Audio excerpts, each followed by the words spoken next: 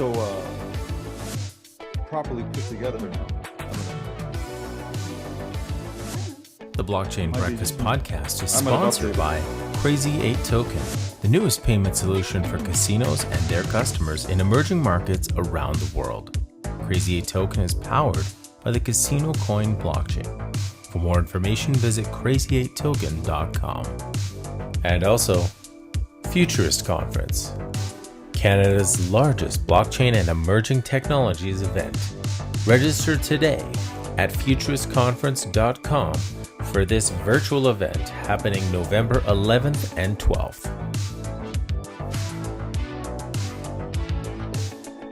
And also, Fact Finance, who just launched their Fact Lending Pool, where you can stake a minimum 500 Fact and receive 57.5% APY. Visit fact.finance today for more information. Good morning. We are live. Welcome to the Blockchain Breakfast podcast. Good morning, Cryptoland. October morning. 18th, 2020. We have with us, of course, coming from the number one influencer in the world, David G., and his Vice President, Ross McDonald, and to put it briefly, but an understatement, the very accomplished Maureen Murat from Crowdy Advisors. And we're going to get into how accomplished, because there's such a long list of stuff that I can't even memorize how accomplished. But Maureen, how are you this morning? I'm good. Mark, how are you? Awesome. Thank you. David, how are you, buddy? I'm doing well. I love the weather in New York right now. It's sunny, 56, my weather. You know, Yeah. I like it in that range from 56 to 70. So, Yeah. I'm really excited. Can't wait until it gets to 30. It must have been okay going out this morning to grab your carrots, right? Not too cold. Yeah, I went outside my house, picked, some tomatoes and carrots and some kale, threw it into the, blender. Yeah. Made my smoothie. I'm good, ready to go. I'm hyped. Had some, chia seeds. I'm good, Mark. Thank you for asking. And Ross just finished his morning burger. No, I'm coffee every morning until noon. Oh, wow. Maureen, your background's awesome. Oh, thanks. Yeah, I love your background. It's like a Samson thing, right? Yeah, I am borrowing the space today. This is space. This is going to be an interesting topic. I'm sure we're all we're all ready to jump in there with questions. So you're obviously an attorney. You do crowdfunding. You're a teacher, and wow. This is It's a lot. This is awesome. So where do we even start, David? Like, this is the person we want to talk to. Where do we even start? Where is crypto going wrong? What is a huge misconception going on right now in crypto from your perspective? With in regards to your security. You talking to me? No, Maureen. Oh, Oh, I thought okay. you said David. No, Yeah, you're right? I'm not the lawyer. I thought you said David. I am not the attorney here. Okay. I'm not going to ask an influencer that question. Okay. So sorry about that. I thought because I heard you say David, so I thought you were talking to him. That's my bad. I'm still waking up. Okay. So what do I see wrong with crypto? I think I wouldn't say that there's anything necessarily wrong. I think that there may be some misconceptions or misperceptions about crypto that doesn't help, the narrative, or doesn't help, especially when it comes to the community, because you have people who are on two extremes. Either it's crypto or die, or let me stay away from this because it's only for illicit activities.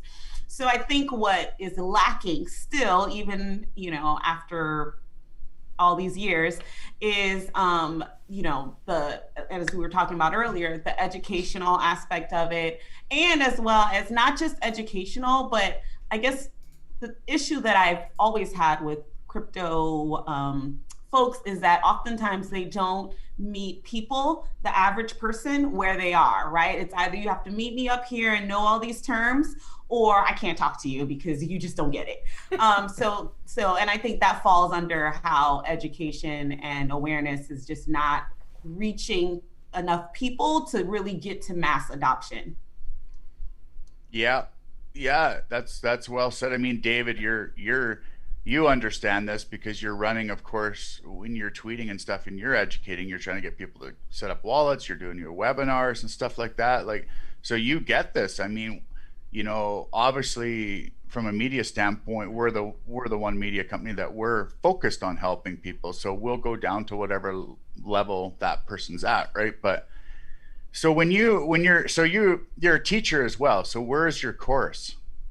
So I am an adjunct at the University of New Hampshire School of Law, and so the UNH has a blockchain cryptocurrency in the law certificate program, and so I actually co-teach 2 courses with Samson. I know you guys know him very well. We co-teach tokenomics and cryptocurrency regulations, and then the other class is smart cities, smart government, and then this semester, I'm monitoring the Intro to Blockchain in the Law course. So they're all through the law school, but you don't have to be a law student to take the course, to take the certificate, to be part of the certificate program. You do have to take the Intro to Blockchain in the Law course, and then all of the advanced topics afterwards, and then you get a certificate. So you could essentially do it in a semester's time, or 2 semesters time. And this is online or no? Yes, this is all online. It's asynchronous, so I don't go on every night or anything like that. All of our lectures are pre-recorded. They already have the material, so people can do it on their own time if they don't want to do it in 3 months, 6 months, etc.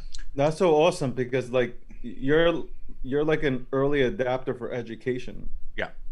You're leading the charge, for education about blockchain and digital assets, and I found that like really fascinating because when you talk about adoption, for me personally, it's all about educating people. So what do I do, like with these free webinars, right? And going out to the community and trying to talk to people from NYU, a bunch of kids, just like, hey, I'm interested, but I don't understand it. You're leading the way with that, and that's awesome. That right there is adoption. And hopefully more people enter this space to go ahead and educate. That's my biggest thing, is the education part, where a person comes in, the first 5 minutes that they're in, they're so confused, they don't know what's going on in the space, that they'll go ahead and just leave. And these are the people that'll come back like 4 years down the road and they miss a huge opportunity. Right. And I think the other thing, just to piggyback off of what you said, you would be I was really surprised at how many professionals were part of the certificate program, right? So these people who already have their careers, their attorneys and all that, and they want to learn more about it, either to just for edification purposes, or sometimes to also just kind of build onto whatever work they're already doing. So I try to encourage people to share what right? Don't be stingy with the information, especially because, the courses through UNH you have to pay for them. So if you have other people who might not have the same means, then that's your opportunity to share whatever you've learned or your perspective. Because the good thing about blockchain is it's not just about, a specific set of rules. People can have different perspectives about, the same thing. So There's a benefit to the education too. Are you am I wrong here? But I think crypto, there's a big divide between generations. What I'm seeing in crypto is there seems to be a massive divide between the older generation. And when I say older, I'm above 35, let's just say 30, 35. And then under 30, 35 are the moonshot people. It seems to me like there's a massive divide. I myself would go into that course all day long, 100%. I think there's a massive benefit to that. But how do we push, David? I guess what I'm asking is I'm confused on how we can push this out there so that the younger crowd, when they come into crypto, don't get sucked into that moonshot fan base. You know what I mean? You know what happens when people get onto Twitter? They get sucked into whoever will take them. And then of course it's like all the moonshot crowd, right? Not the education crowd. So I mean, ultimately, it's up to the people that are in this space to. I know, like I say it, and people are like, "Well, it's not my responsibility to go ahead and educate anybody." right. But I just feel like if you're out there voicing your opinion about blockchain and digital assets, then you have a voice. So it is kind of on your shoulder to go ahead and educate at least your following, about, blockchain and digital assets correctly, not for your agenda, but, like literally educate the crowd and and keep it simple. Like, don't, if you're a coder, you shouldn't be educating anybody because nobody understands C, C++, C++, and Python and all. Nobody gets that. Just let's simplify the process and make it easy.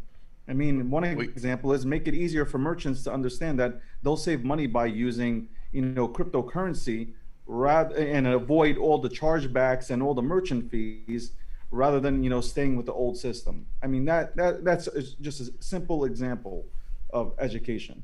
Okay, well, let me ask you, Maureen, what is top 3 most common questions that you're getting from people that are in your course? So before I answer that, I wanted to add something to what David said. It reminds me of, remember, I'm old enough to know what MySpace is, but remember in MySpace. Tom was my friend. Okay.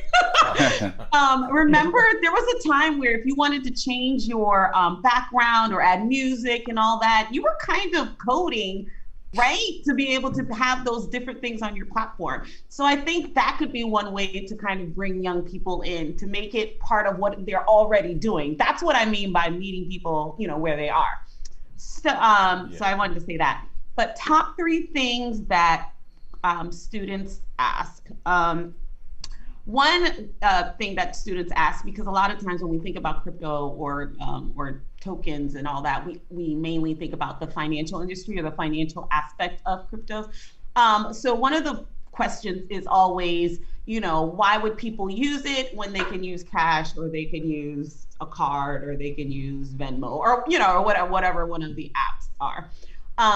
Another question, and most times I think in terms of answering that question, it really depends on the person and how they feel about finance, right? Some people are like, I totally get it. Take out the middleman. They charge too many, fees, etc. And then other people like, but they trust the financial system. Yes, it has its, issues, but they can rely on it, etc. Another question, obviously also tied to how the financial aspect of cryptocurrencies work, is, if you're having, let's say you have these different transactions on this blockchain, and you can't change it back, then like, what's the point, right? I think it always ties back to people don't understand why you have to do something differently because they're used to doing it a certain way.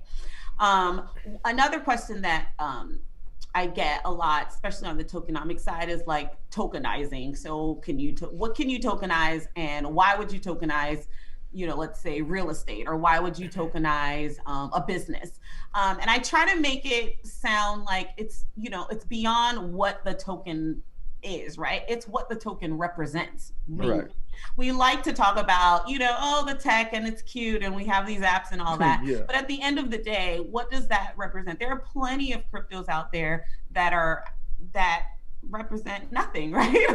That mean nothing. But then at the same time, if you have, let's say, a token and it represents some, maybe real estate, because that's a popular way to tokenize, then, I think people can understand that if you're tokenizing a piece of real estate, this brings you into a community or a part of a group that you wouldn't have been able to be part of on your own, right? And you can still be part of it and not lose the farm, or, spend all your savings or anything like that.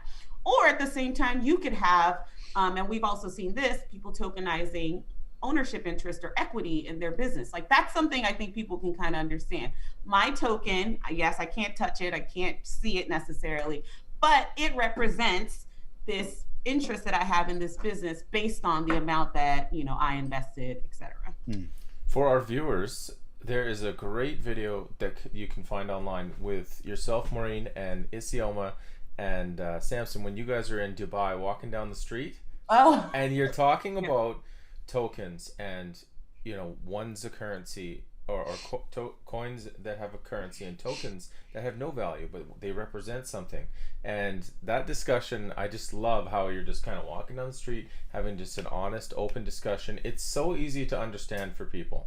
Whereas, a lot of times we see people online and they're trying to explain something, and 15 minutes later, you're no farther ahead than when you started. And I like the way that you break things down for people in that video. It's fantastic. oh, thank you. You know that I did not know we were going to be on video. I think that's why it's you got to fantastic. be careful around Samson and that phone.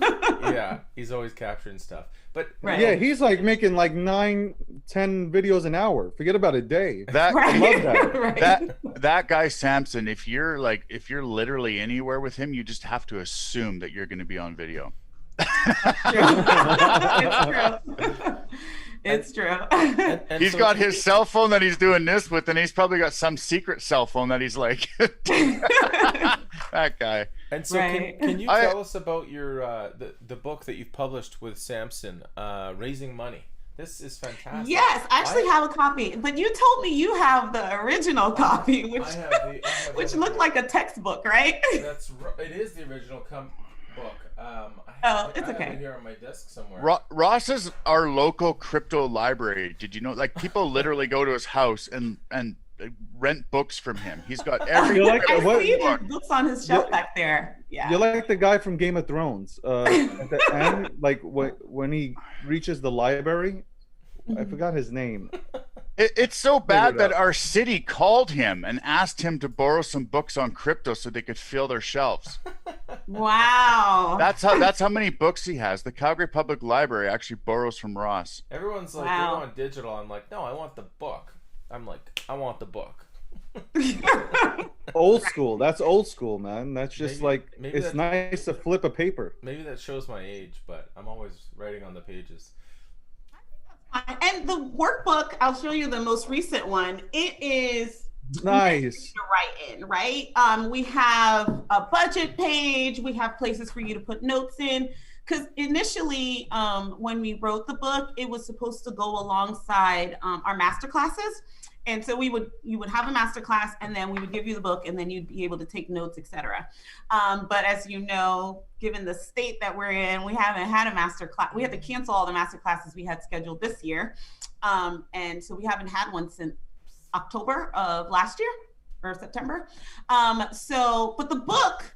And the book that you have, Ross, Yeah. doesn't actually mention cryptocurrencies or raising money with cryptos or anything like that. I think we were asked about it a lot in our classes, so we're like, oh, we should add that if people are asking about it. Yeah. But the book is mainly for people who are raising money via equity crowdfunding, either equity crowdfunding or debt crowdfunding. Because they have to go through a process, right? The SEC has these rules. You have to go through an SEC registered and FINRA approved platform. You have rules about how you can market, et cetera. So we kind of thought that it would be a good way, especially because we've seen a lot of the crypto campaigns, if you will, violate a lot of these rules in terms of how they advertise and et cetera. And so we thought, okay, well, if we put it all in one place and people could kind of refer back to it, this would help them, when it was time to actually raise. The other thing we try to show is that as easy as it appeared to be when people were raising money, for their ICOs, et cetera, it's really not that easy. And that, just because you put it online doesn't mean people will just come and flock to it and want to buy it. Granted, a lot of what these ICOs, and this is a conversation Samson and I have all the time, is that, ICOs was making crowdfunding look sexy, right? But saying crowdfunding didn't sound good. ICOs sounded better, or IEOs, et cetera. But essentially it was the same thing. You had this large group of people putting in relatively small amounts of money towards something, towards a project, towards a business, towards a cause, et cetera. And so by, I guess, trying to pull from some of the hype, right, around, ICOs and bringing people back down to reality in terms of how you raise money and the rules around it, and a lot of the things that people don't talk about when they're raising money. If you have a team, you should probably treat them really well. If you have investors, you have to, regardless of if they give you $5 or $1,000 or $1 million, you treat all your investors the same.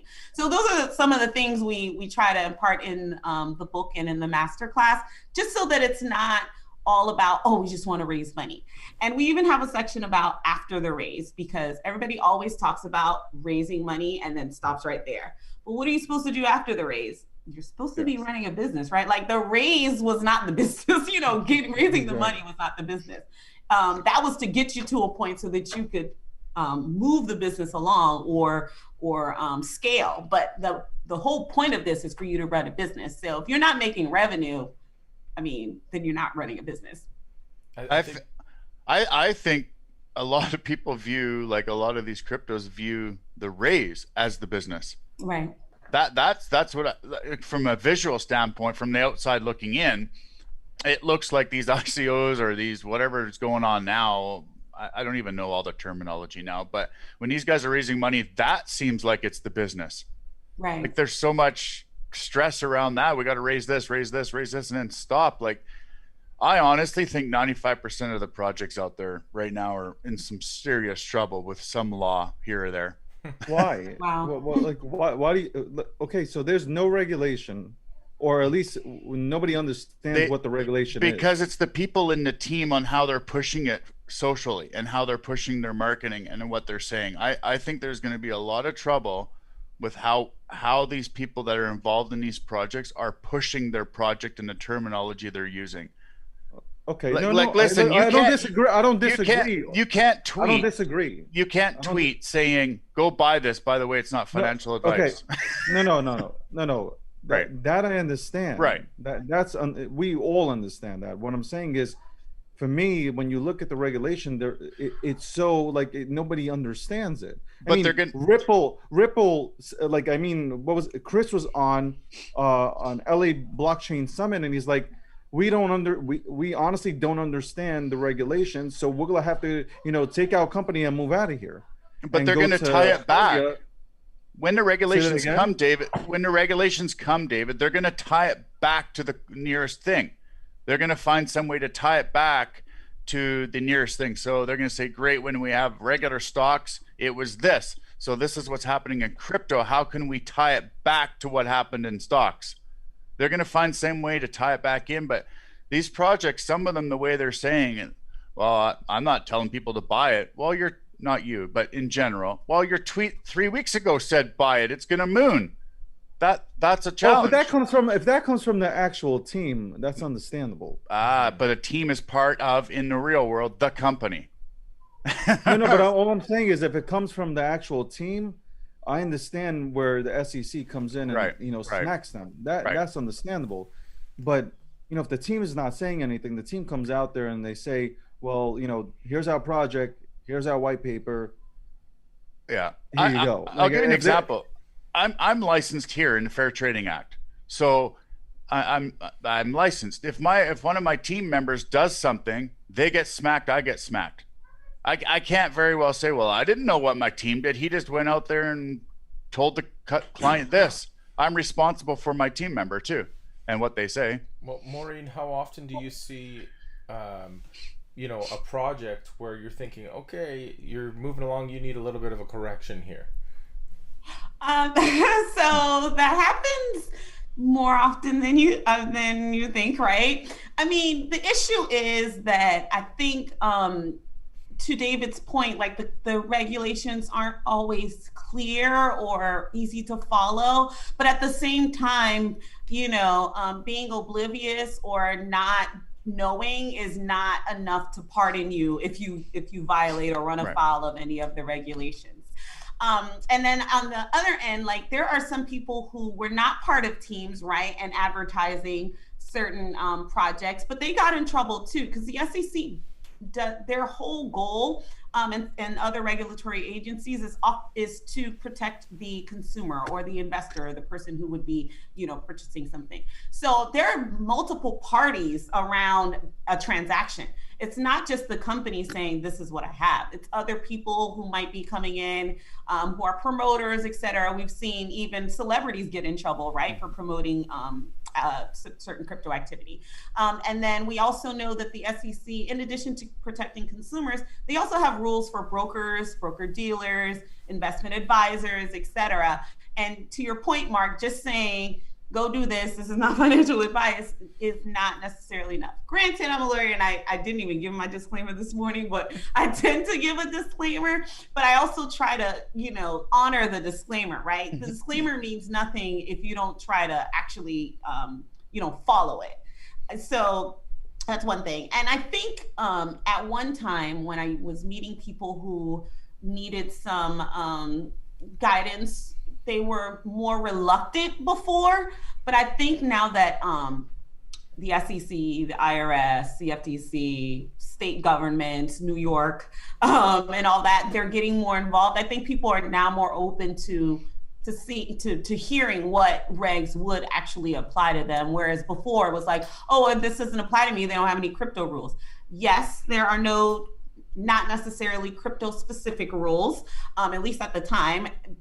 But at the same time, there are many rules that apply to what you're doing, whether you call it crypto or not. Mm-hmm. And I know, there was like this whole a year of, the how we test this and the how we test that. I don't remember that. And how could you compare it to an orange grove in Florida? And I get that part. But if we move out the orange trees and the farm and all that, and we just talk about these people coming in, putting money into something, someone told them they were gonna 100x or whatever, and they're putting it in and hoping that it will come to pass, then in the SEC's eyes, then you are offering or issuing securities, and that activity needs to be regulated. It doesn't matter what it is, whether I can touch it or not. You know what I mean? So we try to look at the Howey test all the time, and the conclusion is that we shouldn't be doing it because we don't know. We're terrible at it. I've actually got a bit of experience with the Howey. Are you finding that the Howey test is still relevant? Maureen? I think it is because there are 4 elements to the test, right? So it's either you pass the test or you don't. You actually don't want to pass the test, right? If you pass the test and you meet those 4 elements, then that means you are offering security. So I think it's still relevant, and that's why I say we just remove what it is that they're actually selling. But that's not the only case, right? I mean, the SEC has a lineage or lots of precedent in terms of cases. Now, not only can we, maybe refer back to the Howey test, but we can refer back to the Dow case, even though they didn't find them or anything. We can refer back to, issues with, what's the other one that's like on the tip of my tongue? There are many, but I can tell you right now. With the kin tokens. Yeah, sorry. Go ahead. No, keep going. You're good. Oh, okay. I was gonna say, in the last 2 years, we have cases that are more relevant and more recent. Was it the Foreman case? Is it the Foreman case or no? I was thinking of the kin tokens. Weren't they in New York? Okay. And they tried to say that they were selling their tokens and they paid sales tax on them, and the SEC was like, "So what?" Yeah. That was I was thinking, like I'm reading up on cases, and everything that I get is like the SEC is like they're really not supposed to be governing this space, but they are, and that's where everything gets confusing because nobody understands where. Again, I go back to it, there's really no guidelines for. You say the Howey test, but who says the SEC can be in this space? That's what confuses everybody. When you look at the legal language and it's explained to you, the SEC has no jurisdiction here. It's just it's weird. Well, they're trying to protect the public, so that's good. I get that. Yeah, it's a little. We want that. We want that. We want the public protected. But their jurisdiction is protecting the public. Okay, but who's really supposed to be regulating this space, though? Them, because they're protecting the public. Okay. I don't know. I'm just Maureen would know, but I'm just. Would it help if the SEC had some modernized regulations? I think it would help, and I think Hester Price Pierce is doing that, right? She's creating frameworks. But, you know, you're also talking about a law that existed before any of us were born, probably before any of our parents were born, right? This is from like the 1930s. So, I mean, I think that even though it seems outdated and all that, the SEC's jurisdiction is broad and it covers a lot. And it doesn't just cover stuff that happens in the US, right? If you're a company in another country and you are taking investments from US persons, then they exert their jurisdiction. Whether it's fair, let's say, or not is, I think, a different conversation. But whether they can insert themselves, I think in terms of the judicial law, like they can, and they've been able to, right? The other thing is they insert themselves and people acquiesce, and people like, all right, we'll see what what you're talking about, or we'll do what you say. So you have to keep that in mind too. Yeah. Absolutely. This is such an interesting topic because it's it's not like you don't want them to be involved. Like, whatever, fine. Like, regulation is okay. Like, in 2017, I said, like, 2017, 18, I'm like, we need regulation in this space, because the ICOs, all these ICOs that were popping up every 5 minutes, that was nuts. You see a nice picture of a Lamborghini white paper, and then, there's no product, and people are, investing their money into this, and, then, it's a rug pull, and everybody's left, holding a bunch of, tokens that are worthless. So yeah, from that standpoint, I agree upon that. But I think that what we're doing is, and I've said this multiple times, we're taking talented people and we're making them leave this country. We're making innovation leave this country because, it's it's choking people out. People just don't know how to go ahead and run a project. But if they go to Estonia or the Lithuania or any of the Baltics, states or countries, excuse me, it's fine. Like, there's less regulation, less scrutiny, and they can go ahead and build something that's great. So how do we get to that point where you can be in the United States and not, have to watch out, oh, oops, we said that accidentally. We didn't mean to go ahead and do it purposely, but accidentally it was said, oh, now we're gonna fine you. Now we're gonna fine you 5% of whatever you raised. So that's really my biggest thing. I mean, I think there are rules around marketing and like what you can say and what you can't say. But Yeah. my issue with people going overseas or moving their businesses overseas, thinking that it'll be better, is that it's not necessarily always the case, right? You may be able to get an e-card from Estonia, but can you buy property there? Can you open a bank account? No. So I feel like when it comes to the ease of doing business, the US is probably one of the easiest places to do it, and other parts of Europe too as well. But I think that what makes regulators kind of nervous, or at least inquire into why people are leaving, is what are you trying to hide, or what's behind having to leave? I get that, but I think it's just more like they're more like, if you look at, I was watching this stuff about Lithuania where they're like opening up blockchain for everybody, and bring your startups and start your own, so whatever, but we'll support you. It's more like they're like, hey, come enjoy yourselves, work on your project. Hopefully they're legitimate, obviously, of course. Right. But here in the United States, it seems like it almost feels like, listen, I'm from the United States, so I'm just saying, it feels like you make that wrong step and we're going to kill you. Like, it feels, you feel that tension.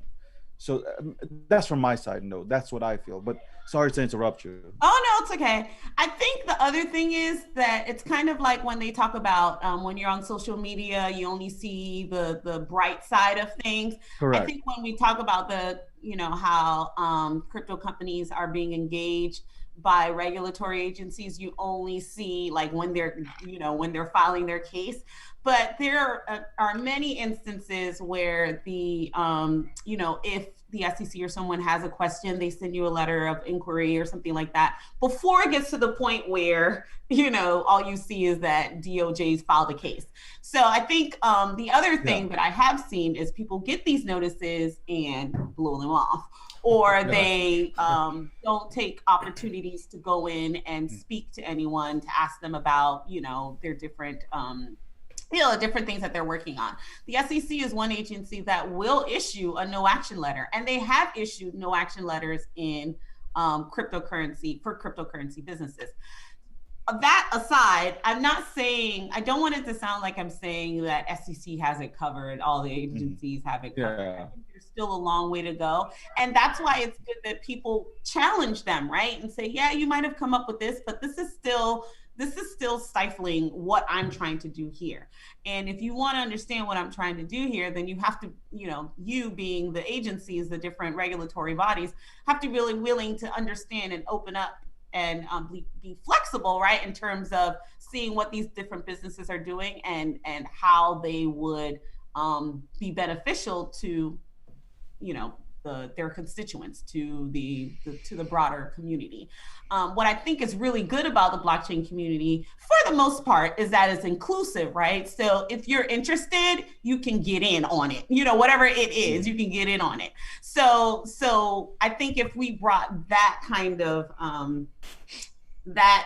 perspective about how the community works to moving projects along, et cetera, I think that would be helpful too. Another thing I see is that people want to be by themselves, right? My crypto is better than your crypto. Okay, you both copied and pasted it. So, I mean, exactly. You know what I mean? It's maybe if two great minds, work together, then that could move things, forward, as opposed to, working in silos. Yeah, that's true. So how do you consider this example? We've all heard of Block One. We know it's a successful raise they did as an ICO, but back starting in 2017, they a year ago the SEC hit them with a fine. So they raised $4 billion. They were fined $24 million, and I don't know what the timing was exactly, but they had an office in Hong Kong. And then they opened an office in the United States September 23rd, and September 30th was when the release came out for their fine. Now, obviously, that's a much longer term to their investigation, but what do you consider? Because that's probably one of the greatest ICOs ever. I think that just because we didn't, all this stuff seems kind of recent, that the SEC has an investigative arm and they investigate however they investigate. And oftentimes when you settle, when you have a settlement, there's some negotiating going on. And oftentimes the negotiations are private, right? So we, the public, would not know about the different negotiations. I mean, even with Block One's massive raise, and you said you were going to do all of this, what came from it? You know what I mean? I think, yes, the SEC got their fines or whatever, but what about all those people that invested in this thing? What happens to them? I think that's one of the issues that we don't talk enough about. There are people who have lost money and who are who you would consider to be people who are educated in the space, right? And still have lost money on different projects because of a variety of reasons. So, yes, they raised a lot of money. The SEC got 24 million. They're going to do whatever they do with the fines and all that. But, if you compare the fine to what they raised, there was a lot of people who lost out on that, through the company. What about those investors? And I think that part kind of burns me up, right? That nothing, they get no recourse. Yeah. Even though the SEC got involved in a big way. Yeah. And I think so. I know sometimes they do force the companies to give the money back, but they also have to find that money, and then because oftentimes the money's gone, right? Or two, it might be too hard to give it back to those people. Yeah. So that just kind of stuff like that burns me up. You mentioned that you've done your raise and that you still need to run your business. You need to push forward. When you have $4 billion, there's not a lot of urgency. You can really do it at whatever pace you want. You're funded Right. for the next decade or two. But one thing that I would like to see, and there's been people who've discussed it, is to put this money into escrow and lock it up for when you achieve certain points of development. I think Vitalik Buterin has launched an escrow program for that sort of thing. Do you see anybody pursuing that sort of thing to ensure that they do run their business? No, I have not. I didn't even know about this escrow thing that Vitalik Buterin is. There's a few people so that's cool. starting Yeah. to develop this, but no businesses want to do this. It's like, wait, Right, we're right. not going to force ourselves to work. Right. Well, and I kind of disagree in the sense that yes, they raised a lot of money and then they can take as much time as they want. No, they can't. When you asked for that money, you said this is what I was going to do in Q2 of 2020, Q3 of 2024. These are the milestones I'm trying to hit. And So that means you have a plan. You have chosen to say, I'm not going to do that. Now that I have the money, I got I have other priorities. You don't get to do whatever you want to do. Now, if you don't hit the different milestones, I don't think that means you're not trying. But you got to show that you're trying, right? Okay, so you you're in beta testing and it doesn't quite work out, so you have to do another round. That's different from not starting at all and going to go on vacation. But wait a minute, if you're a day late on your roadmap, it's exit, right? I'm seeing that's what I'm reading anywhere on Twitter. Like literally, I'm thinking if a guy's a day late, it's exit for sure. Is that not right, or am I wrong there? For the most part, we've been talking about crypto or digital assets that go ahead and raise money through doing an ICO or whatever pre-sale. But what about those that are just community-based tokens that just they don't collect anything? They're just like, here's my token, here's that plan that we're trying to go for, and that's it. Where do they stand? I think a lot of times when we talk about value assigned to a token, we only think about the dollar number, but there's value in a community-based token, right? And I think the value is what you get in exchange for it. Is it a service, a discount, etc.? So I think in those instances, those are just as important for building community as the ones that have a dollar sign attached to them. I don't know of any. And maybe you could share with me like which a community-based one that has gone on to kind of scale in a way within the community. But I think that's a great way, especially for people who might be concerned about putting money towards it. If they saw that this community-based one was something that they could use, right, and not just hold on to, then I think that would be a way to is that you, Mark? Yeah, he's itching to say Verge. Okay. Oh no, there's others though. No, there's others, but she had mentioned one, but there's obviously right. How could we miss? PGB is community based too, right? Right. So I'm just saying like that, I wouldn't discount community-based tokens because I think they provide a value that, other ones won't be able to because money is involved. Absolutely. What was I going to ask next? Is this one for mostly? So the marketing aspect. So you mentioned marketing. So my thing is, people go out there. You mentioned like Floyd, let's say you didn't mention him, but Floyd Mayweather came out there, promoted a project, but obviously didn't state that he was promoting anything. He was just like, go buy it. Right. What besides putting ad on, is putting hashtag ad enough to go ahead and tell the SEC, hey, look, this is an ad? Like if he would have put ad into it, would he have been fined or not? That's my big question. So putting ad generally is enough, but I don't know. I think that he might still have had an issue because of what he was advertising, right? He was advertising something that the SEC considered to be a security. The only people who are allowed to do that are licensed, broker dealers, investment advisors, et cetera. So I think in that, so that brings me to my next point. How do you know if it's a security? So that's my I'm not trying to defend Floyd, but how do you know? There's no tomorrow, for the next 3 years, Verge hypothetically is not a security, and then tomorrow it is. Meanwhile, you already said it 2 years ago, but now all of a sudden they go ahead and say, you know what, Verge is a security. Now we're going to fine you. Like, it wasn't a security when we were talking about it, though, right? I mean, like, that's where I'm confused. So I'm gonna say it from my standpoint. That's where I'm confused. Well, I think so. I don't think I know that we have these issues with, I think, ingrained issues, if you will, with lawyers and regulators and all that. But I think for the most part, they really do want to be helpful.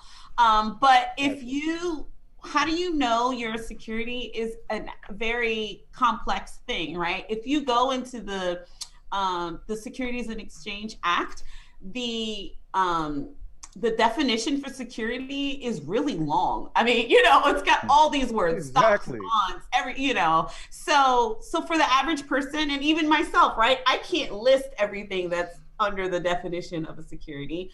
But I think that if you are, especially people who are, and I guess maybe this is a fault of the general public. Often we think if someone is a celebrity or someone who has access to resources and information, they would act a certain way, right? They would be more informed before they made statements or whatnot. Right. But I mean, aside from that, if you were trying to determine whether what you were what you were selling was a security, or what you were offering was a security, I think in that instance you do have to consult someone who would know, right? So you want to speak to an investment advisor, an attorney, a financial person, or something like that. And sometimes that costs money, but I mean, peace of mind is priceless, right? Like, I know that oftentimes we don't want to spend money on certain things because we feel like, it might not be worth it, or I could figure this out myself. But I think at the end of the day, like, if you're doing something, if you're trying to raise $1 billion, you're telling me you don't want to spend $500 or $250 for an hour of an attorney's time. You know what I mean? Like, so that's crazy. Wait a minute. Did I just hear $250 an hour? That's reasonable. That's reasonable for an attorney's time. Yes, it can be very reasonable. So, you go ahead and read that is legal reasonable. Language. I want to see. Wow. I want to see you want to go ahead and be cheap on reading that legal language? Yeah. Hell no. $250 an hour is so reasonable. Up here, we're like, what are we, Ross? Up here for securities lawyer, 800. I don't know. There are companies in Canada, and I won't say who they are, but they don't even understand. That's right.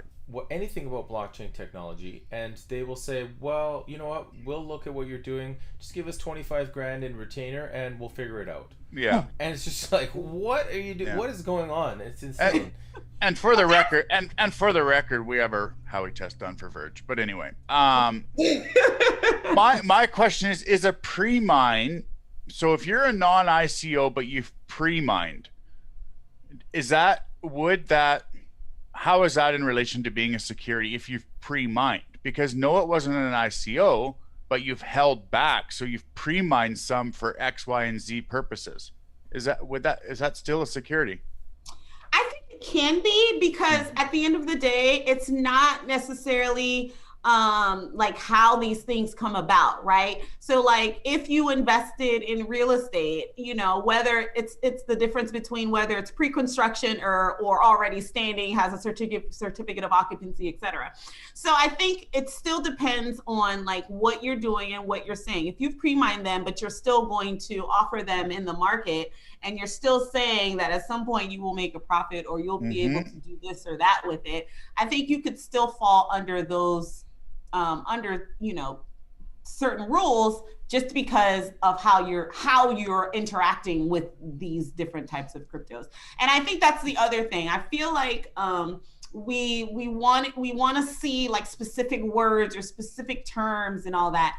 If laws were always specific, they'd never be able to, really bring cases, right?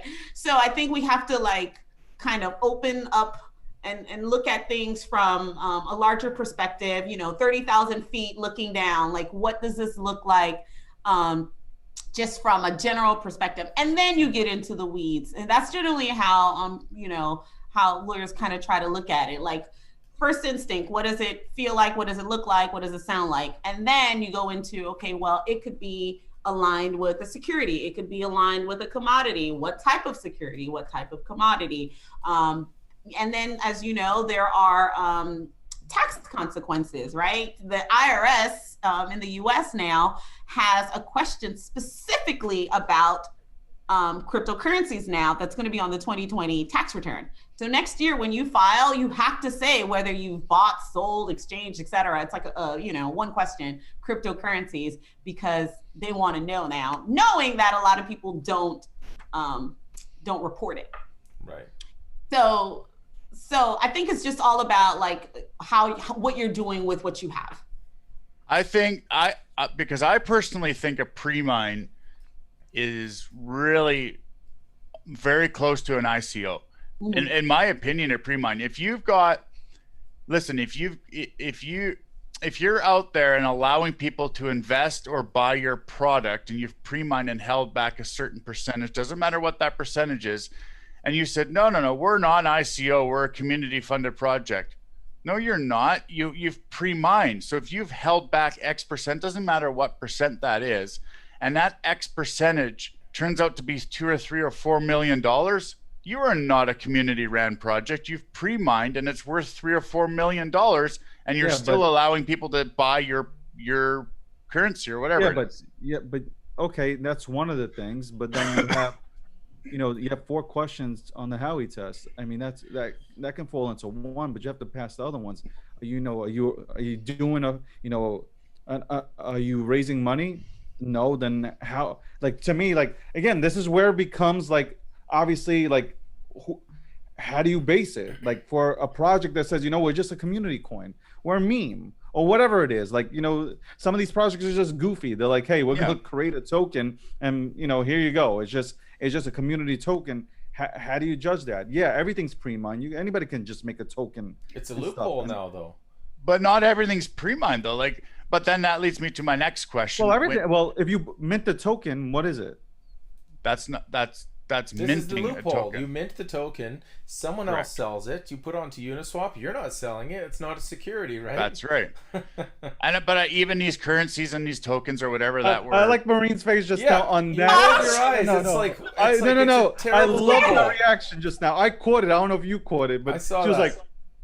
But it's no different than minting a token and airdropping like as many as you can and airdropping to these wallets that's your best buddy. So I mean, that can happen too. Here's a better question. Are you ready? Here's a better question from Maureen. What's going to happen? Because I think tokenization is coming, and that'll be the new thing. Because right now we're in DeFi. Next, the NFTs will kick up. And then and somehow we'll find a way to regulate NFTs, which I don't understand. It's just artwork. So right. Okay, what are you regulating here? But the value. All right, whatever. Value, right? Mm-hmm. Yeah, exactly. There we go. Value, right? How we set value. So it's not necessarily the number, because the SEC can't say you can put a price on this. It's how you set the value, or how you. Correct. Correct. Sorry, go ahead. But then we have tokenization. Right, so we have two athletes already that have tokenized themselves essentially, and now we have more people that are just going. Hey, why not? You had 3 people that tokenized themselves and said, "Hey, you can use me. You're gonna have to pay me in my token." I think it was Evan or whatever. You're gonna have to pay me 10,000 Evans in order to go ahead and have me speak at your AMA. So he has a whole list set up of like what you have to pay him in order for him to go ahead and write a book for you or do this, that, and the third. Where does that, now tokenization, you're tokenizing yourself, where does that fall into play? I think I wouldn't say that a person is tokenizing themselves like their body, right? I think he is Correct. tokenizing a service. He's Yeah. tokenizing a product, or he's tokenizing like the basketball player tokenizing his Dinwiddie tokenizing his basketball contract. So I wouldn't say the actual individual is tokenized. I think when we look at a token, and we were talking about this earlier, it represents something. It could represent anything. And so oftentimes what that representation is or means is based on the person who's selling it. So if I am paying you, or you say, you get all these tokens and you get this from me, then I am not getting you, right? I'm getting whatever you're going to do for me based on the number of tokens. So I wouldn't say they're tokenizing themselves. But in terms of like what that will mean for tokenizing in the future, I think that would just broaden. I don't know if it would all fall under specific types of regulations, because right now I could tokenize my consulting, right? Like I could say, if you buy 20 Maureen tokens, 5 goes towards an hour. Is the SEC going to come and, say, oh, those tokens should be securities, and so we have to regulate them?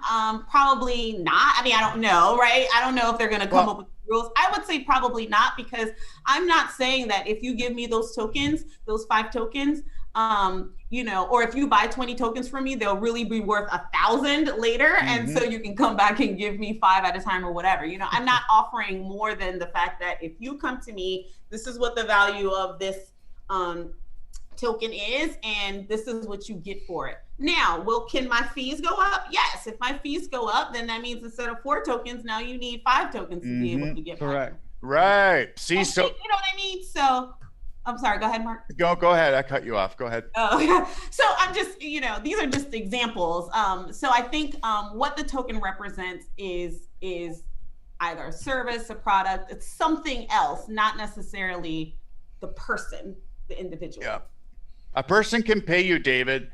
A person can pay you in your own tokens for you to walk 10 steps with them. That does not mean that you're tokenized. That means that the 10 steps are contractual. That's what that is. It's all the I'm saying is, so the metaphor was more so like, let's talk about tokenization. No, but what I'm saying though is if somebody pays you in 5,000, if you're saying give me 500 tokens for this service, you're not saying give me $500 USD. So if you actually said just give me 5 tokens, by the way, my rates went up to 6 tokens. That doesn't matter what value is attached at that time to each token. You're still saying tokens. You're still saying give me 5 tokens, like whatever those arcade things are. They're tokens. You know what the fairness is of that, though? I think is that the tokens, if they're on an exchange, the market sets the value. That's the fairness of it. The thing that I don't like is when a token is decentralized sold. Exchange. What's that? Especially if you put it on a decentralized exchange. Exactly, but when a token is sold or a security and they say, okay, we're starting to sell it at 5 cents, then in a month it's going up to 10 cents, and these people think, oh, my money's going to double. Right. Then it hits an exchange and it skyrockets or it tanks. That's not fair. Well, wait a minute. Didn't we just experience this last week with something? Didn't something just hit like 20 exchanges on the same time? Gemini, Binance. You're talking about Filecoin. Yeah. Filecoin. Yeah. That's a pure example. Look at that. What? Maureen's going to work on that one right now. Yeah, I'm writing myself a note. I am absolutely baffled with how many people verified on Twitter and how many, let's just call them big names in the space, pushed Filecoin, Winklevoss, all these other people. That's all I saw literally for 2 days on Twitter was pushing Filecoin. Every single exchange got on board this thing. It goes way up. What did it go up to? $140. Now it's sitting at 45. Do you think they were paid? Like, come on. Do you think that a lot of these people were paid? No, some of them came out and said they were investors in it. So some of them actually came out and said, hey, yeah, I'm an investor in it.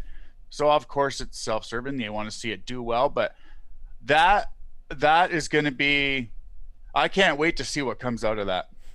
But don't you see how that mirrors the stock market in a way, right? How people kind of push towards, something that's going to go IPO. It skyrockets the first week, let's say, and then it just drops. The following week. It's kind of weird because I know we want to say that this is totally different, but it mirrors some of the things we already have in existence right now. Yeah.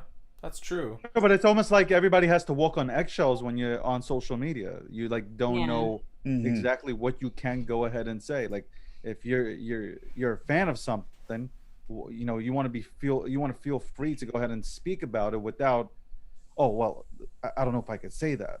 Like I mean, then you're not coming off genuine. You're coming off like generic, and nobody's going. You're boring. Like to me, it's more so like. Somebody needs to explain thoroughly the rules out for everybody. Well, I mean, the SEC has rules for so crowdfunding specifically. If you have a campaign and you're an issuer and you're going through the process, getting your Form C filed with the SEC, et cetera, then you can advertise and say that you are selling, you're offering securities in your small business, but you have to lead them to a funding portal that's SEC registered and FINRA approved so that you can raise the funds there. So there are, I mean, yes, they're strict, and yes, it doesn't always say like if you're marketing, the rules don't say you can say this and you can't say that.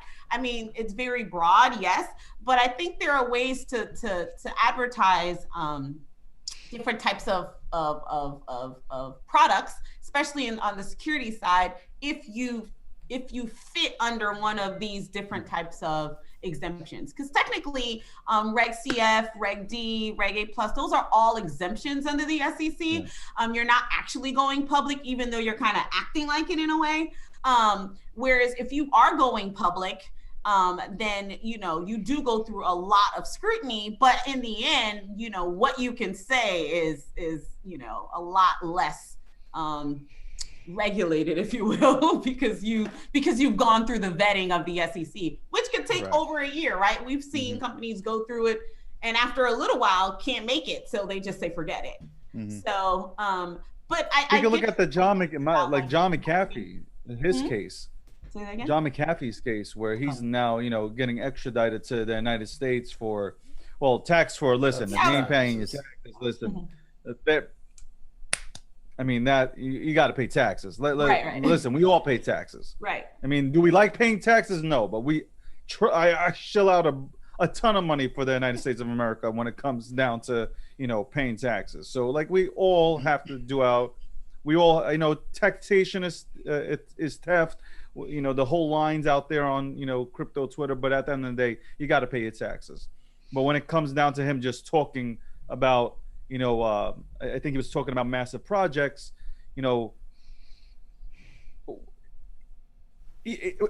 like everybody knew he was like underneath everybody knew he was doing that for companies, man.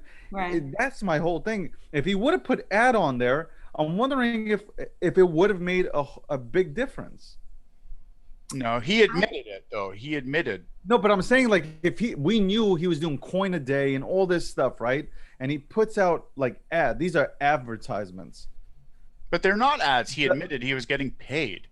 Like literally in public. But he's getting paid, them, which is different. Well, so if he's getting paid, but he's saying like it is an ad. Like if somebody is getting paid to go ahead and represent Pepsi, right? And they're going, but this is going to be like, well, that's Pepsi, and that's just like a beverage, but like you go on Instagram and it says paid by Pepsi, right? Somebody's acknowledging you that, hey, I'm drinking Pepsi because I'm being paid by Pepsi. Like if he would have done the same thing, like I'm being paid by so-and-so token, I'm letting you know I'm being paid, but I'm putting it out there. Is there a different effect on his case? I don't think so, because the other thing that the SEC takes into consideration is not only what the issuer says or what the company says, but what's put in the mind of the investor when they invest.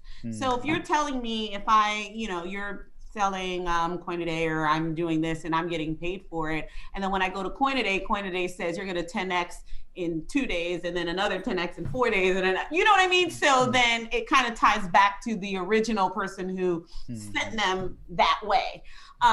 So, I mean, I have my views about McAfee, which I won't share here, but I get your point. But I think that's where, to your point exactly about the complexities of all these rules and not necessarily knowing. And again, McAfee is another person where I'm like, you have resources. You should be, if you are trying to influence and be someone who is, being a brand, if you will, then you should go at this in a way that doesn't burn people, or people don't get burned as a result of, supporting your brand. Correct. So Maureen, what do you think though is happening with the evolution between securities advertising to accredited investors and cryptocurrencies and tokens where the public says we want to buy those, and even though we're not accredited, how are those two worlds evolving? Well, one is that the SEC has decided, okay, we'll add a few more criteria for people to be considered an accredited investor. So now you can either take a couple exams, right? Get a series 66 and 82 or something. I think 3 different licenses you can get. Or if you are part of a fund and you've been working with it long enough, a VC fund, then if you're an experienced employee, I mean, it is actually in quotes, so I'm not sure what that means yet. Yeah. You might also be considered an accredited investor. I think what ICOs and all that have done for the average accredited versus non-accredited investor is also made it so Reg A Plus is a way that accredited and non-accredited people can raise money or invest in a certain business. And for a time, we were talking about how ICOs, SCOs were kind of taking over the conversation, but in essence, I think it was crowdfunding. But now that people are more wary of like the different rules around raising money, I think it has made Reg A Plus and Reg D, I don't want to say more popular, but people are accessing those types of resources now because I think it makes sense to go that route because one, you're still able to raise money online and the amount that you can raise is a lot more. It's tier 1 up to 20 million, tier 2 up to 50 million. And you can still do it in a way that's very similar to Reg CF in the way that you can build your crowd as you build customers, right? Or as you gain customers, depending on what you're selling. So some people are, let's say, SaaS companies, or their customers are actually businesses. But the issuer can present these different types of companies on those platforms in a way that goes beyond what you could have done had you just tried to go public without going this route. You know what I mean? I think the crowdfunding route is one of the best ways to get as many eyeballs as you can on your business. And there are different ways that you can crowdfund. It doesn't have to be a Reg A Plus where you're spending millions of dollars, to get millions of dollars. You can use some of the other ways. But I mean, I think the other thing that has come to the forefront of all of this is an accredited investor is not all that. You know what I mean? Like if you're an accredited investor, and I know the SEC has these words where they use, you're sophisticated, et cetera, if you're an accredited investor because you have because you're a wealthy person. But I think these ICOs and all that have also shown that people are interested in investing even if they don't have millions of dollars, or even if they don't have $1 million in assets and all that. They're interested in being part of this. The Jobs Act came out in 2012. And Reg CF didn't become effective until 2016. So it's been some time where this has kind of just been out there, but I think nobody really knew about it because that wasn't what was popular or what was talked about. But now that we see that an accredited investor, one, based on the SEC rules, even though I have thoughts about them, I don't know if they're really all that inclusive, but they do open a few more doors for people. Because how many people are part of VC funds? You know what I mean? So anyway, or who can go and take these different series licenses and can afford the classes and all that. But But I think that it doesn't, just having money doesn't mean you're necessarily a better investor in terms of, you know, what you invest in, and does it 10x, does it make any money, do you see any return on that investment? Not all the time. And granted, maybe being an accredited investor just gives you more options, so you can kind of put your money in different pots.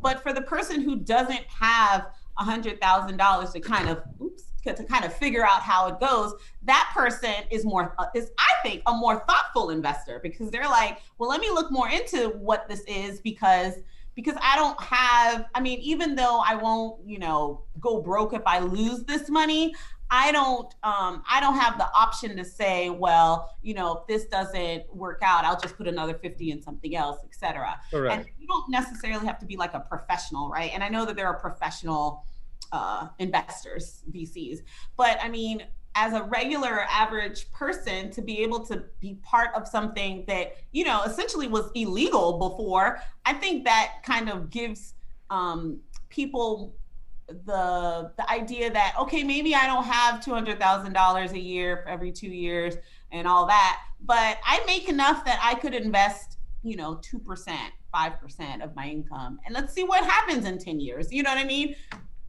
I love that. When people, they say, I don't have a ton of money, but I'm going to put $50 per paycheck into an investment or into Bitcoin or whatever. Those are the people I think are going to win in the long term.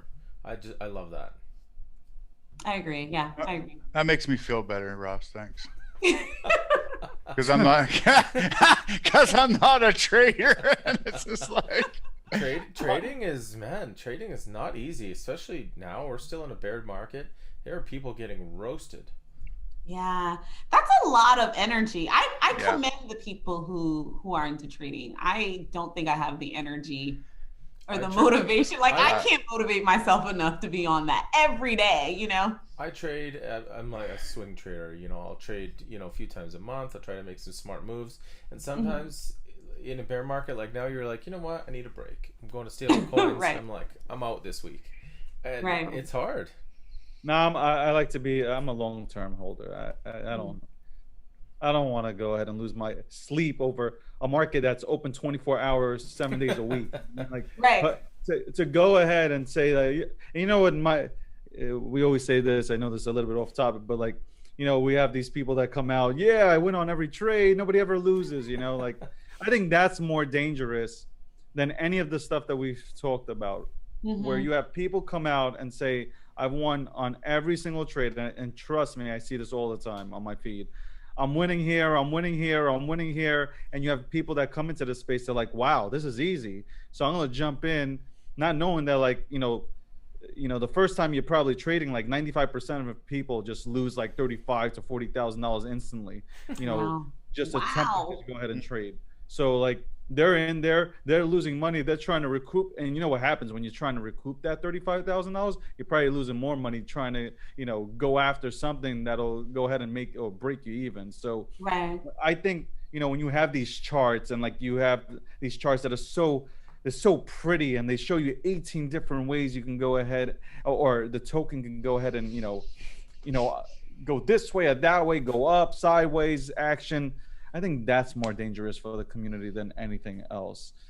For me personally, that's my take. And the questions I asked you today are really questions on everybody's mind. I just wanted to throw it out there. Even though I kind of like knew the answers behind them, I wanted you to completely just tear them up and just say, here you go. These are the answers I think that you guys need to hear. One of the things I wanted to bring up about your book, Raising Money, Maureen, correct me if I'm wrong, you know, from going through there, people should read this book, because what it will basically explain is, if you're going to do a fund or crowdfunding for your project and you have no community, it's going to cost you this much. Or if you have a community, you're going to be so much more efficient. And I don't think a lot of people realize that. We work with developers all the time, and they say, yeah, we're going to launch a product tomorrow. How big's your community? Well, we haven't started our community yet. And we're like, what are you doing? You're so far behind. And I your think book highlights that. Yeah, we try to only, mainly because how are you going to raise the funds without a community without the crowd, right? Right. But the other thing is to emphasize that the raise is not the business. Like, you need to be selling something. You need to be offering something to people. And I mean, we've seen, even outside of crowdfunding campaigns, we've seen on the rewards-based crowdfunding side, people who have been able to garner community based on what they're planning to offer, right? They get people to give them money, and then let's say they're building, they're creating a widget or something like that, and everybody gets some sort of a perk for giving money towards this cause. But even that is a way to build community, right? And there's no rule that says you can't start off with rewards-based and then move on to equity or Reg CF and then move on to Reg A+. I honestly think moving from Reg CF to Reg A+ is a great way to kind of escalate, like, one, scale, but also move in a direction where, because if your Reg CF was able to get you to the point that you can get a Reg A+, I mean, do you need, a VC fund? You know what I mean? When you can gain investors from the people who already know you and know what you're about and trust whatever you're offering. I mean, but yes, to your point, I think the main thing we try to emphasize in this book, in addition to creating the crowd or finding a way to build a crowd, is that at the end of the day, this is a business. You're trying to make money, and revenue is the best capital in the world, not, VC funding or whatever else, however else you're raising capital. Yeah. Why would you go the VC route and have, some really, large voices to answer to, when you could go Reg CF? And like you said, we have that all the time. We could sell portions of our company to VCs, but I think it's a terrible idea, honestly. David, I don't want to disparage the idea of having a VC, but I want people to know that they have options. We often hear, especially people coming out of like the big fancy incubators, that the only way that they're going to get capital is if they raise money from angels or VCs. And I'm like, okay, this may be the case, because there are people who are literally in the business of selling businesses, right? So I get that. Sure. But I think that if you are trying to gain customers and you're trying to gain a market fit, then you need people outside of the investors to buy your stuff. How are you going to pay your investors back? This is Samson's line, because he might say this, but how are you going to pay your investors back if you don't have customers? Exactly. That's true. Yeah, exactly. Facts. Yeah. Those are facts. Yeah. Yep. And with some of these businesses too, you made an interesting comment I heard on some of your other content. When outside of funding, some of the businesses, some of the products that are developed are using smart contracts now. And all the lawyers around the world want to understand these things. And yet here's a quote from Maureen, everybody. Smart contracts are neither smart nor contracts. Right? I love that quote. I noticed that quote too. I was going to ask about that. When Ross sent me this quote that you said, and as soon as I finished reading it, I was like in tears. I was like, wow. Like, that was, you killed it. That was explain great. that to our viewers, please, Maureen. Well, so when you think of, and I guess I'll just try to explain the two sides. So if you think of a smart contract, right, it's a self-executory agreement that says, if this particular thing happens, then this will happen. It's very simple. It's irreversible. It can only go one way, right?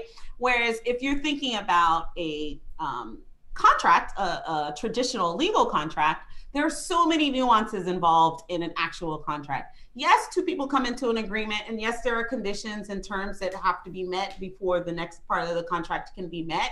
But there are instances where a contract can be voided because the parties, when they entered into it, one person thought one thing, the other person thought another thing. There are instances where certain parts of the contract have to be voided because it doesn't make sense for whatever you're trying to do. It doesn't meet an industry standard, etc. And so the context in which I made that statement was when smart contracts were, people were saying that smart contracts would eliminate or replace lawyers. And I was like, there's no way. You know what I mean? And will it probably make some of our work easier? Yes. And I welcome that. If someone could create a smart contract to do some research and maybe like find terms and then be able to spit out on the back end like what these terms actually mean or the conditions, and when these two certain things happen, like what legal term that is, that would be great. I don't know anybody who's doing that, so I put it out there. If you're working on it, or if this is something that interests you, please, right, make it work for us. But I don't see that a smart contract that is essentially so dumb in nature or simple in nature, in the sense that it's literally, you know, line of code to say this, then that, can be something that, you know, that could eliminate a whole industry or a type of a career, if you will. Yeah. The other thing I will say about smart contracts is that I'm not saying that they're not needed or they're not beneficial. I think in many instances they are, especially if you're doing something that's simple, that you don't need another person to be part of that process. So I think that, you know, if you're doing, if you're deploying smart contracts and it has a purpose, because the other thing is, does it serve a purpose to have the smart contract do whatever? Then I think it's a perfectly great way to get some functions going without being held up by the human, which is something that, you know, blockchain really does, right? It helps eliminate some of the human error that, you know, we make when we're involved in the process. So I'm not totally against them, but I just wanted people to know, like, you know, they're basic. Yeah, that's a great way to say it. Yes. Yeah. When you know, the smart contracts that we're executing now, they're basically just transactions. I'll be on Decentraland, you know, roaming around. It's like a video game. You'll take a service on there. It's a smart contract. It's really just a transaction. It's like, I'm paying the money, you're allowing me to have the service or the game, or, you know, we're doing, you know, swaps and exchanges, indexes. It's a smart contract, but really it's a transaction. I think if we're going to see the next level of these things, it's going to be years from now when AI is developing and running these contracts. You know, people are saying, oh, we're going to do real estate transactions on smart contracts. I'm thinking, how is that going to happen? You know, you've got, like you said, you've got these conditions. You've got, you know, the transaction's going to go through, but if this isn't approved, then we'll have bridge financing and we'll have home insurance, and it's going to cover all these different layers. Good luck. Like, how's that going to operate? I think the benefit of it, as well, is that these transactions don't have to be necessarily financial in nature, right? It's just movement of data, movement of information. And I feel like people, you know, at least from my experience in conversations, there's this thought that if you're going to deploy a smart contract, there should be smart contracts throughout the process. That doesn't have to be the case, right? You can just put certain parts of a process, you know, be deployed by a smart contract. And then at the end, you know, like in a real estate transaction, you might be able to do that, you know, if the inspection passes and the person says, yes, I like this inspection, then you can move on to like setting a closing date and all that. But it might not, you know, be good enough for, like you said, for the financing part of it. But I think there are ways where you could put smart contracts to be part of the process without, you know, the whole thing being a smart contract and then it not working, because we also know that the smart contract is only as good as the code, right? That it actually has to work. Yeah. I guess you're gonna have legal teams like yourself where you'll want to have a developer that works with you. That's probably the best way. And that's another thing. I think you make a good point about like having a team. So yes, when you're creating technology, it doesn't have to, yes, we need the tech folks too, but I think you need more than just the tech folks. You need people who are, like you were saying, Ross, that some developers are like, oh, we're going to just, you know, deploy our thing tomorrow and have no community, but that might not be their strong suit. You need someone who's on your team who would be able to help you garner or build this community. You might need someone who's good at financing. We talked about people raising all this money and you showing nothing for it. And I honestly think if you can't budget in your personal life, if you get a $4 billion, I mean, it's going to be hard to budget that. You know what I mean? Or to me, without, you know, your eyes kind of bulging with all these zeros, you know? So I think when you think of like what these teams should look like, at the end of the day, it's still a business. And if you look at a traditional business, not a crypto business, et cetera, they have someone who's helping with marketing. They have an attorney. They have a finance person. They have a storyteller. They have their tech people. So I think that's something you could take into, the blockchain space, to have these different viewpoints on this team to help you, You know, it baffles me that regular businesses have teams of marketing people. So they may they may employ an outside website development company or an outside marketing company, or they may be a bit, of a pocket company, so they're a bit smaller company, so they do their website themselves through GoDaddy, whatever. But in crypto, these cryptos feel that they don't need outside marketing. It baffles me that like it baffles me how these crypto companies think that they're way different than a regular company. It's like a regular company goes and hires, you see these emails all the time, these guys, hey, we'll get you on Google, we'll get you top. Listen, I have 10 websites myself.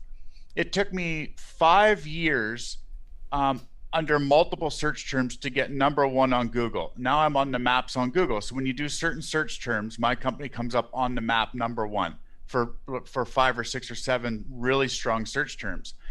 But it took me a lot of years to get to that spot and a lot of years to maintain that spot.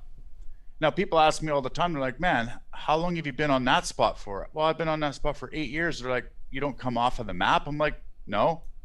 But why do crypto companies feel like they're just going to, I'm going to get a crypto and all of a sudden this community is going to run in like little ants and join us? You like, gotta have a team. Yeah, you gotta have a good team. Okay, but if you don't have a team, you're like, we don't have a team, then you need to employ a team. Yeah.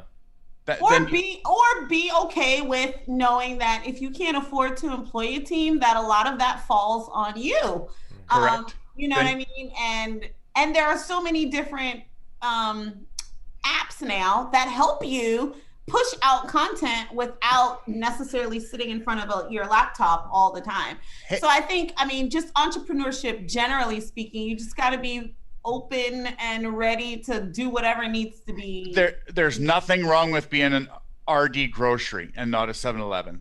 There is nothing wrong with that. There is nothing wrong with that at all. As long as your business is turning a profit and your family's getting fed and you're comfortable where you are and you're doing your own website through GoDaddy, perfect. But then don't go talk the talk if you can't walk the walk. So these crypto companies that, we're this, and we're better than XYZ. No, you're not. You're the same as XYZ. Because you think you can just magically do it on your own. It's like, there's so much education. I can't believe that people aren't rushing into your class. Like your class that you're teaching in New Hampshire must be absolutely, is there a waiting list? That's a good question. I don't know, because I don't sign, I don't do the signups or anything. No, but it goes through UNH. But we need to get the crypto world, that people that actually care about crypto, we need to get them more in line and more in tune with. There's people teaching classes. Mm-hmm. Go sign up and take a class. It's an hour, if it's 2 hours or 3 hours. You're spending more time bashing people on Twitter than you are taking your course to these people, There's a lot of colleges and universities who have nothing to do with blockchain education. Nothing. Which is mind-boggling. Now I'm interested. Now I'm going to go take this course online.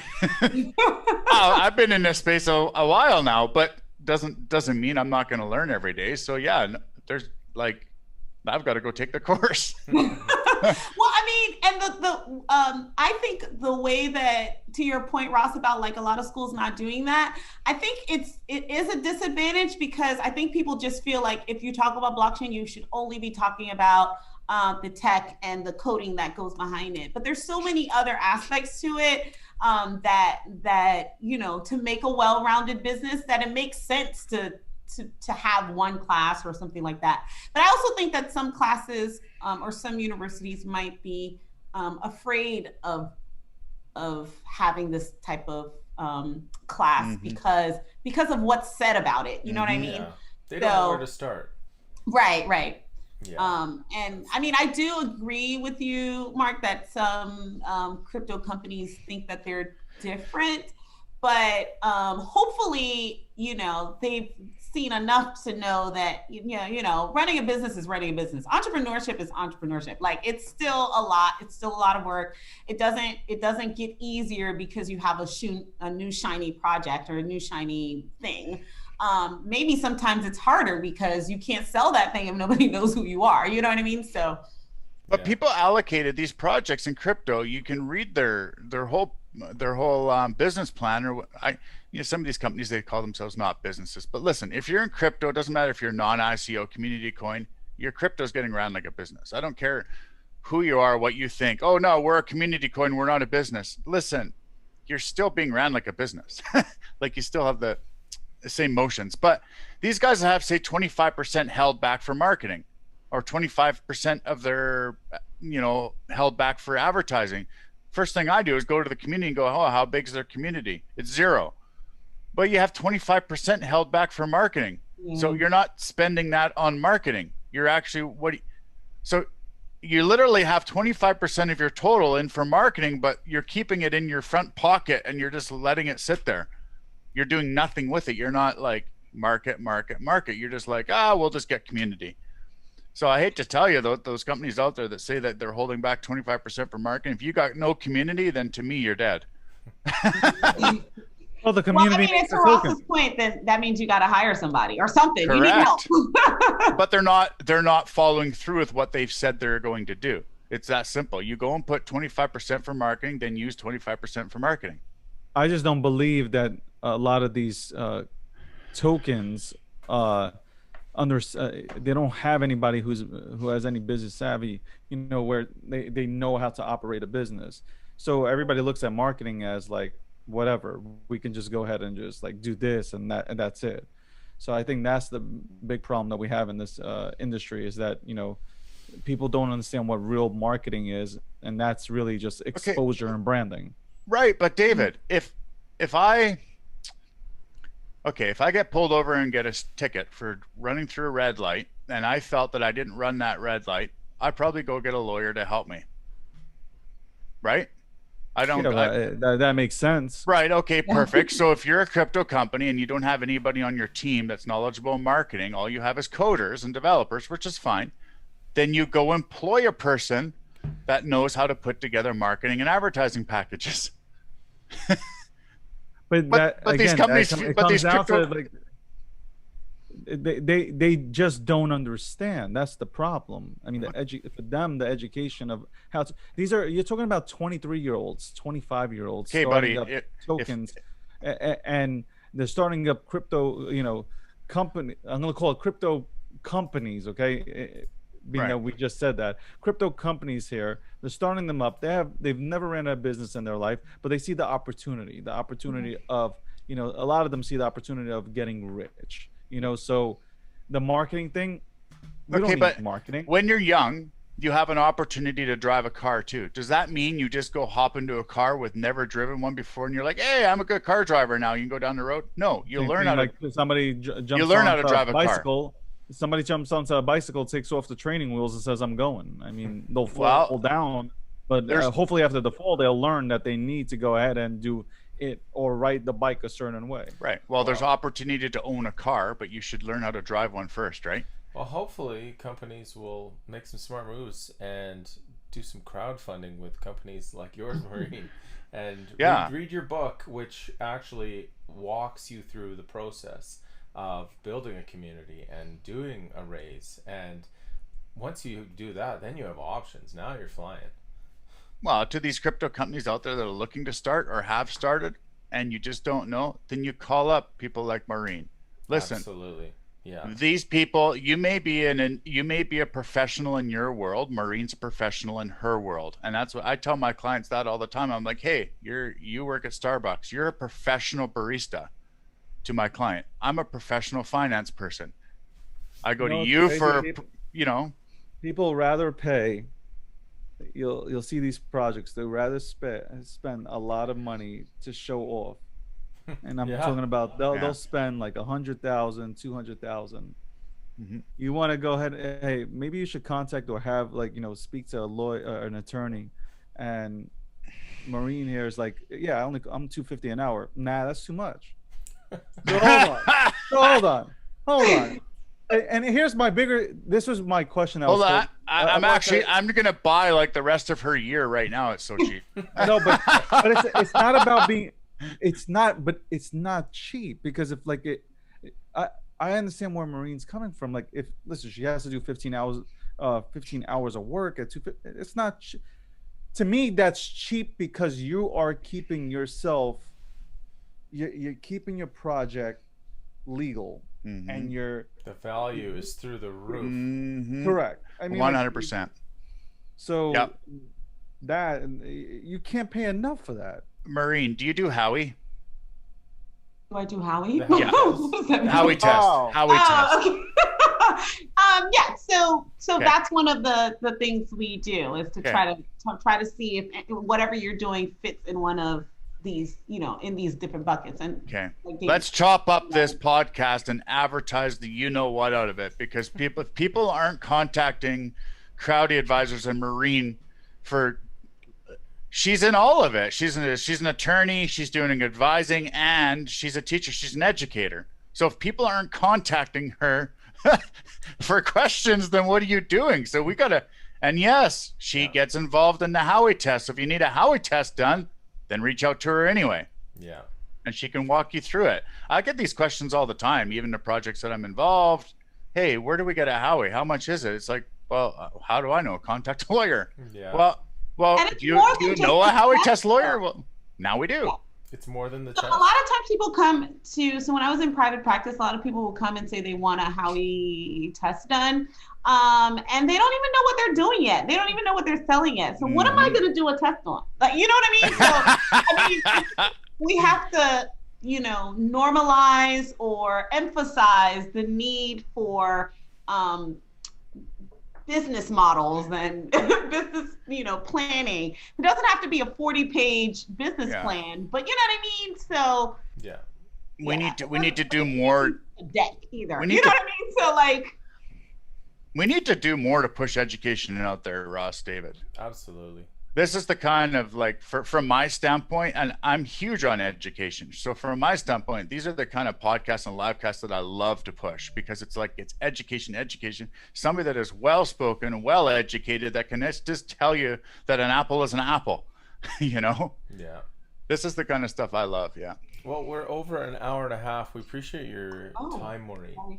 Well, the time flew by because It we're did getting fly educated. by. Yeah. See, like if anybody, like, that's the biggest thing in this space. Like, you can always learn more, no matter. Like for me personally, I watch everybody who I think brings something to the table. For me, this podcast, I just wanted to sit back and just listen to you talk, because you're the expert at the end of the day. You know exactly what you're talking about when it comes to this legal stuff.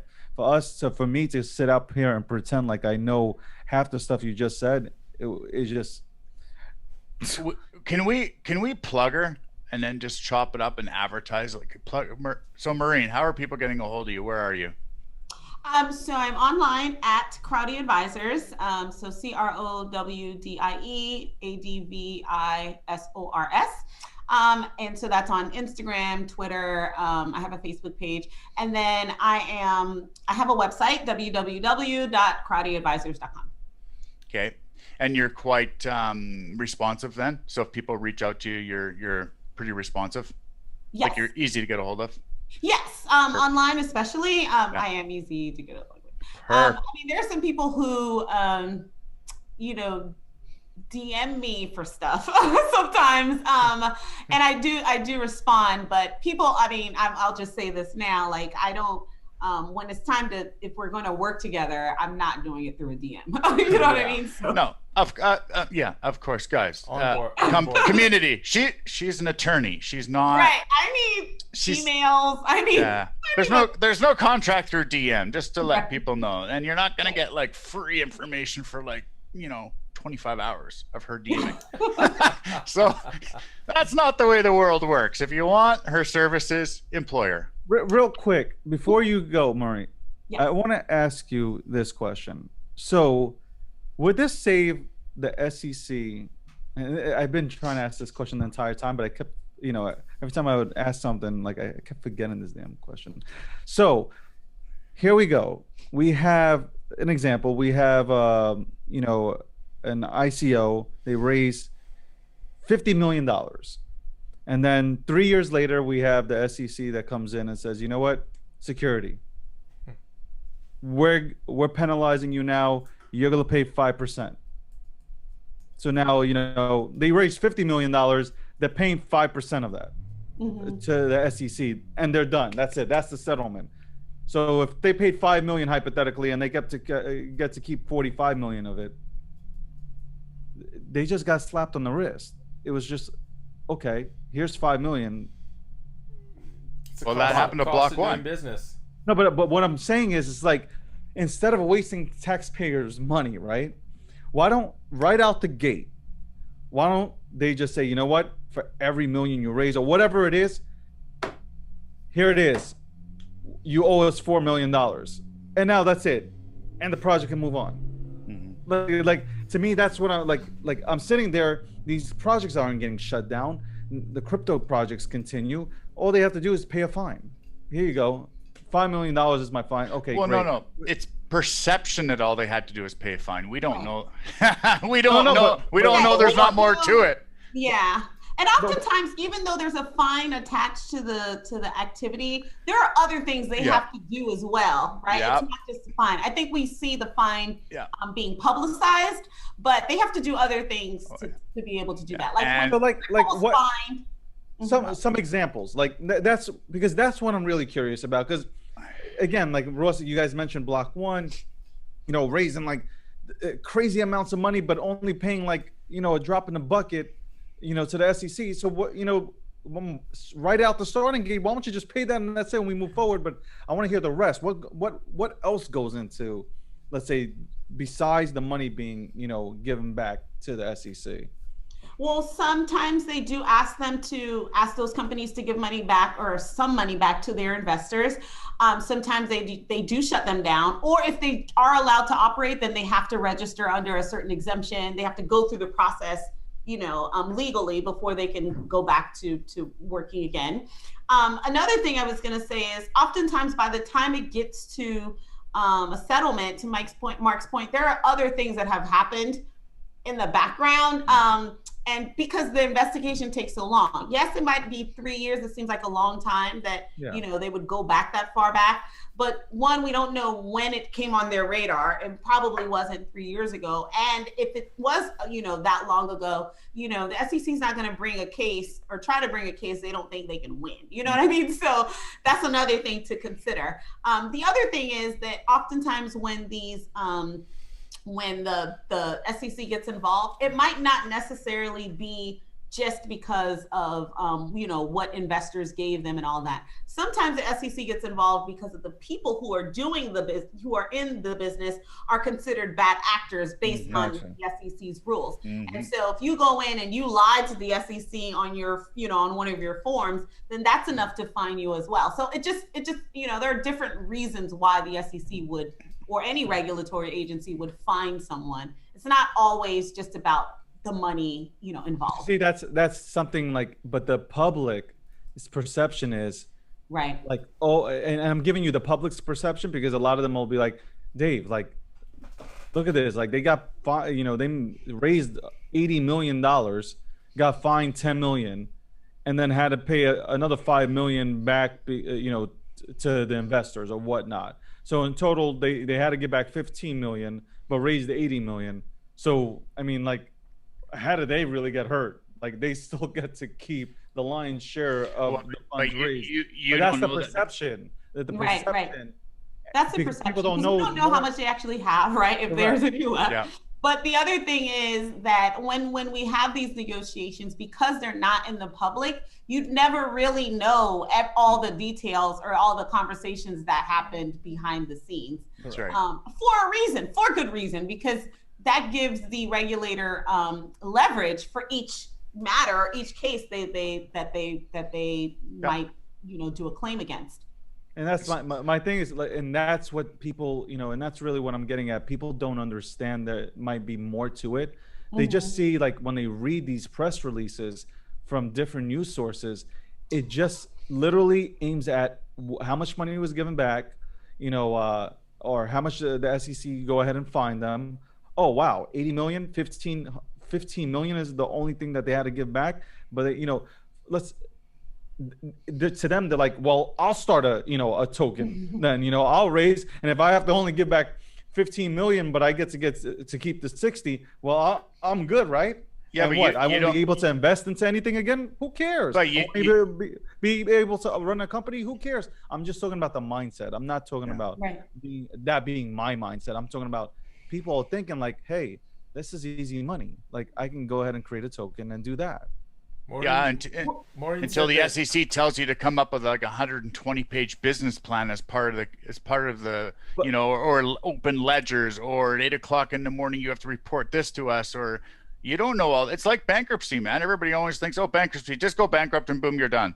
You don't no, know but what what's if in, what, you don't what know if they're what's not? involved No, in no, hold that. on. But what if they're not classified as a security yet?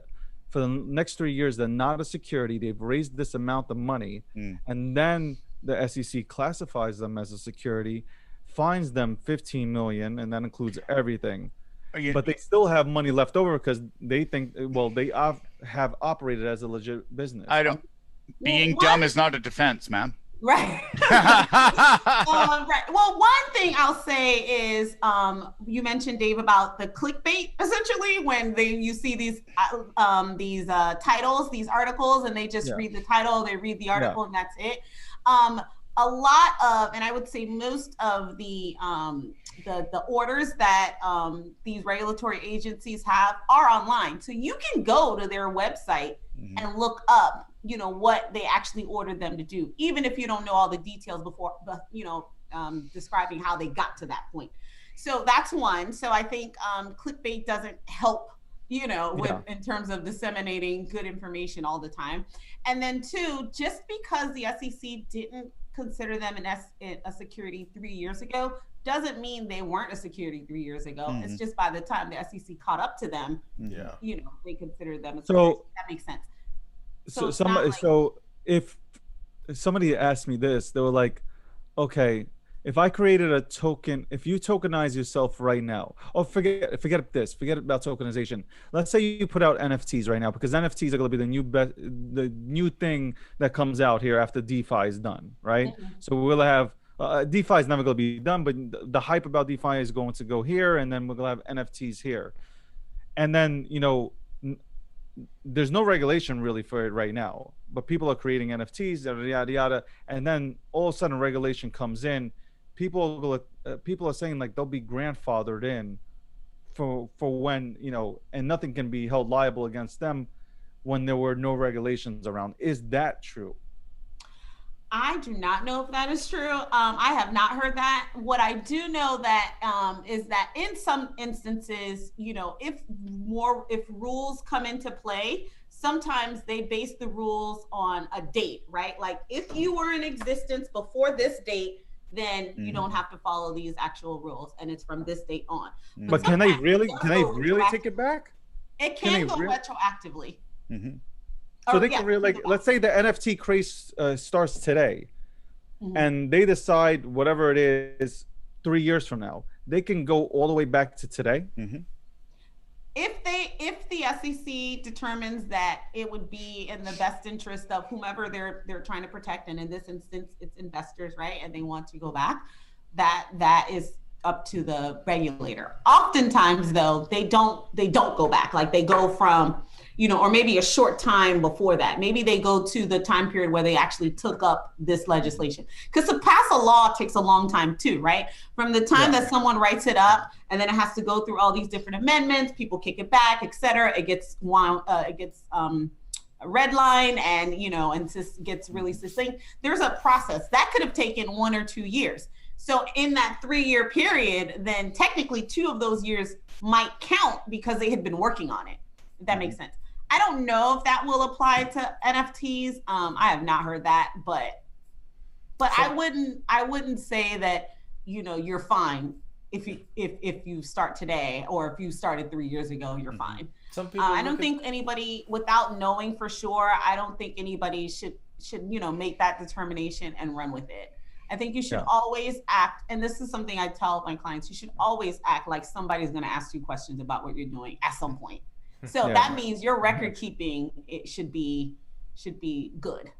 I mean, it doesn't have to be perfect, but it should be something that you can reference for sure. And this is what, like, everybody watching or replay this show, that this is what they need to understand. And that these are the reason why I'm asking these questions, so people understand, like, keep track of everything and Right. like know what you're doing before you do it. Just because you think it's not doesn't mean it isn't. That's really, where I'm coming from. If a crypto company is transparent and they're doing it for the right reasons, they won't have any challenges because they'll be doing the right things along the way. It's the companies that are trying to run and hide that are Yeah, but somebody might have good intentions, but they're doing it wrong. Right. And they're not taking the time to go ahead and contact yourself or whoever it is out there that handles legal. That's the problem. It's not so much all bad actors. Yeah, we have bad actors, we get that, but there's people that are trying to do things the right way that are just literally not taking the time out to hire somebody who knows Right. how to read. but not wanting to know the answer is wrong too. So if you're in business, Mm-hmm. not reaching out to somebody is basically another way of not wanting to know the answer. Well, that's what I'm saying. That's wrong that's too. basically that's what I'm Yeah. saying.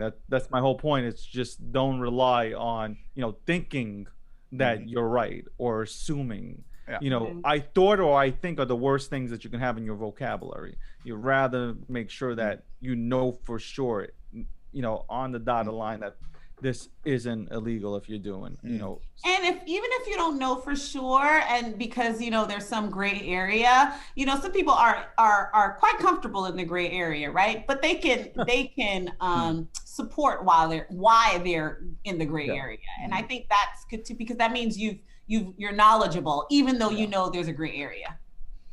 Mm-hmm. Absolutely. there's a lot of gray areas. There's Yes. a lot of gray areas. Yes. Honestly, in this space, there's a lot of gray areas. It's just, I guess we're all learning as we're moving forward. Right. We are.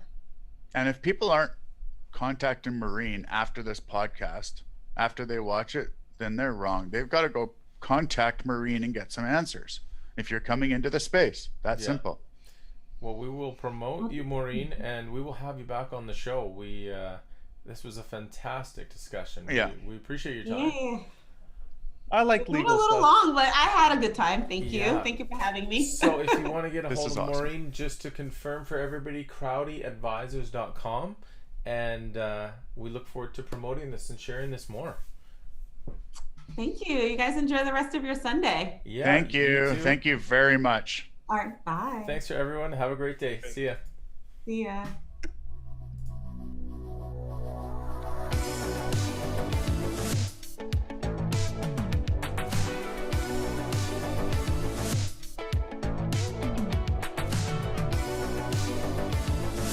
The Blockchain Breakfast podcast is sponsored by Crazy 8 Token, the newest payment solution for casinos and their customers in emerging markets around the world. Crazy 8 Token is powered by the Casino Coin blockchain. For more information, visit crazy8token.com. And also, Futurist Conference, Canada's largest blockchain and emerging technologies event. Register today at futuristconference.com for this virtual event happening November 11th and 12th.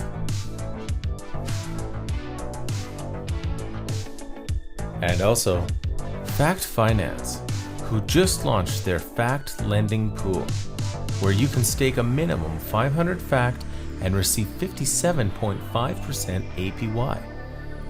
Visit fact.finance today for more information.